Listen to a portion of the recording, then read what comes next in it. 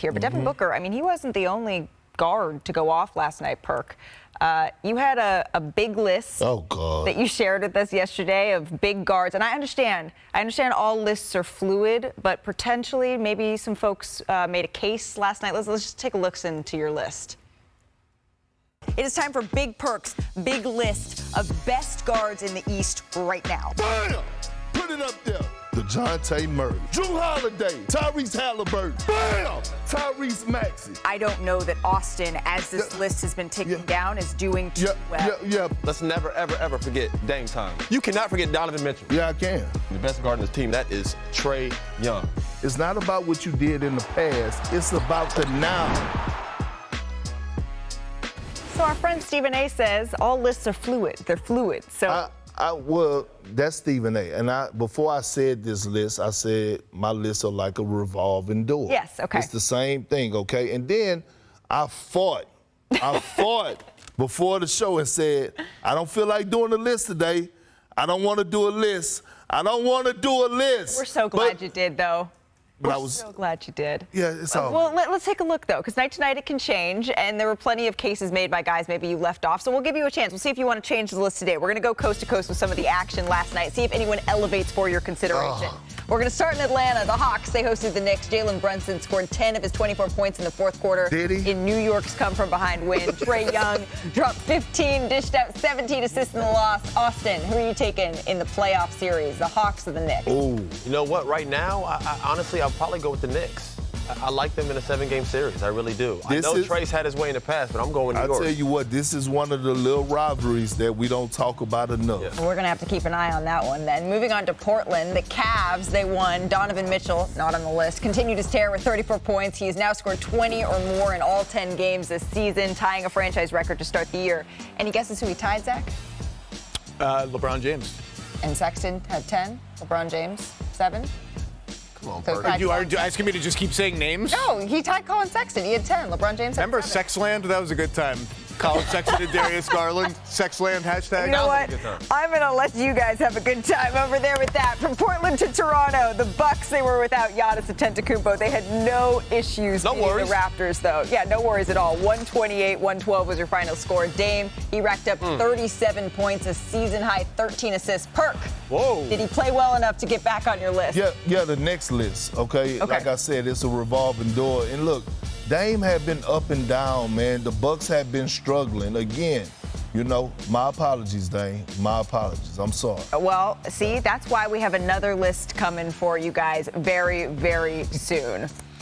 I'm curious, though, Zach. I mean, Dame had the most points, right, that he had. What do you think for him? What does he need to do in order to continue this sort of play, particularly when Giannis is on the floor? I think they need to put the ball in his hands more, especially in the half-court offense. Look, Giannis is Giannis. He's going to dominate in transition. He's going to get his chances in the half-court, too, when he has mismatches and post-ups and all that. You get Damian Lillard to run like 40 Dame Giannis pick-and-rolls every game. They're running like 8 or 9. It's just not enough. And Giannis will eat on that play, too, with dunks and 4-on-3 passes all over the place. They're 7-4 to their credit, with a negative point differential, but so they're scrounging out wins. It'll come eventually, but I know Giannis is Giannis. He's the best player in the team. I just think the offense has to be reoriented a little bit more toward Dame with the ball. This is why I give a little pushback on that, Zach, is for the simple fact. Don't push too hard, Perk. No, I'm not. Because I think about Giannis, I think about Dame, I think about Chris Middleton, Bobby Portis, and Brook Lopez, right? All of those guys are capable of having plays ran for them. So it has to be a balance. We talk about the Boston Celtics. Last night, in the third quarter, who took over the third quarter? It wasn't Jaylen Brown because he was out. It wasn't Porzingis. He didn't play. It wasn't Drew Holiday or Jason Tatum. It was Derek White. So I think you got to have that balance. We even see it with Denver at times where we're watching plays being ran for Aaron Gordon. But just because it's your play that's being called doesn't mean that it's your shot. Yeah, listen, you guys both have points, but they don't have Derek White on the Bucks, though. You know what I mean? They have Chris Middleton, who has proven not to really be healthy and be his full self yet. And Dame proved it last night. Even though a lot of those play calls were for him, he had 13 assists. This guy can dish it out. And this is the point of having him on your team. That's right, 33 feet thing. I think 60-70% of the offense has to be run through a guy like Damian Lillard. I mean, when you talk about this guy's game, you look right here. Horns action, pick and roll. He loves going left. He's going all the way to the basket on this one. One of the quickest first steps in the game, get right by the defender. And last night, like I said, 13 assists, could dish it out, man. He had everything going for him. Well, let me ask y'all this. Let me ask y'all a question. When you get to the postseason, teams make adjustments. So you're going to need the others, right? If those others haven't had that confidence and you haven't ran sets for them, when they get to the postseason, it's going to be foreign to them. It's going to be foreign, especially when you talk about contenders. You don't think Giannis just gets his offense just naturally through the game, just with his dominance? I'm not talking about Giannis and Dame. I'm talking about, like, Brook Lopez, when he makes his mind up, it was the reason he was so attractive this offseason. Yes. To a lot of teams, because he's really, really good on both ends of the floor. Money-making Middleton.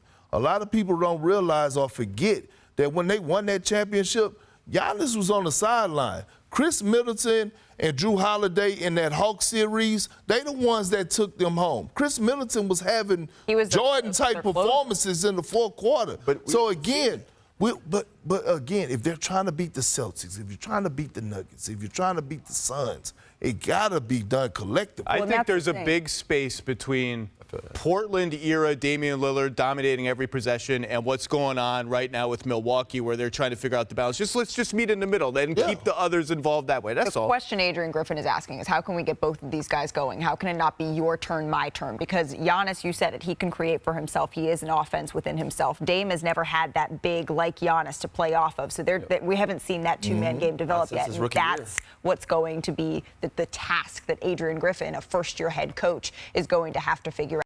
Try to boast at what I look like. Think I'm gonna try to wear, pull up long range. Jimmy with the heat, I'm on fire. It's NBA, I'm here,